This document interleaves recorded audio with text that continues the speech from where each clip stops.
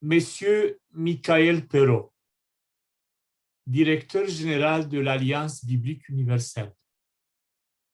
Chères sœurs et frères en Christ, au nom du Conseil écuménique des Églises, permettez-moi de vous adresser tous nos vœux et toutes nos félicitations à l'occasion de la célébration du 75e anniversaire de l'Alliance biblique universelle.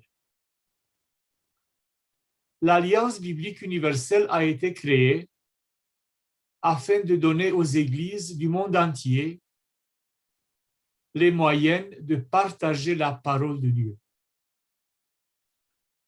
75 ans plus tard, les résultats sont impressionnants. Elles forment un vaste réseau en pleine expansion de collaboration avec diverses communautés de foi chrétienne, tout ayant pour objectif d'apporter la Bible au plus du monde possible. Le Conseil écuménique des Églises et l'Alliance biblique universelle entretiennent une collaboration étroite et fructueuse. Par leur participation conjointe à des événements importants, à des réunions annuelles et à des publications communes, les deux organisations cherchent à favoriser l'étude de l'Écriture en tant que racine commune et élément unifiant des relations écuméniques. l'Église trouve son principe fondateur et unificateur dans la Bible. L'Écriture nous enseigne qui nous sommes, d'où nous venons et où nous mène notre destinée.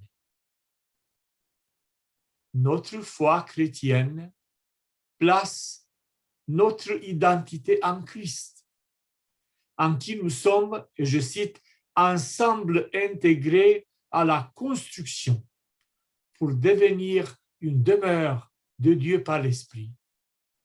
Éphésiens 2, 22. L'unité exprimée dans le Nouveau Testament n'est pas une unité superficielle ou métaphorique. Elle est fondée sur le Christ, en qui toutes les personnes qui jadis étaient loin ont été rendues proches. Le Christ nous sanctifie et nous unit en un même peuple, son peuple. Nous faisons l'expérience de cette vérité biblique vivante et de cet héritage dans toutes nos traditions chrétiennes. Dans un monde perturbé comme le nôtre aujourd'hui, les personnes de confession chrétienne doivent réaffirmer une obéissance au Christ inspirée de la Bible, qui soit capable d'amoindrir le pouvoir des forces de division. Votre collaboration resserrée avec les chrétiens et toutes les personnes de bonne volonté, aussi bien à l'échelle locale que mondiale, joue un rôle essentiel à cet égard. Chers frères et sœurs, demeurons dans l'amour du Christ qui mène le monde à la réconciliation et à l'unité.